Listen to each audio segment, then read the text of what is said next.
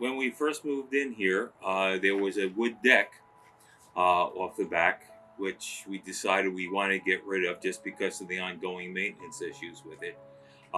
So we had decided to go with the concrete patio. Well, it was very easy. I mean, there was a lot of dirt to be moved. It was, certainly the deck was very large, so the deck had to come down. There was some dismantling of that. I think the whole project from beginning to end was about a week or so, not particularly long. The guys were very experienced, worked very, very hard, got it done very, very quickly. So yeah, it was pretty easy actually, all things considered. They're totally professional. They are there 24 hours a day. It seems 5 days, 7 days a week. Always answering phone calls. They were great. Oh my God!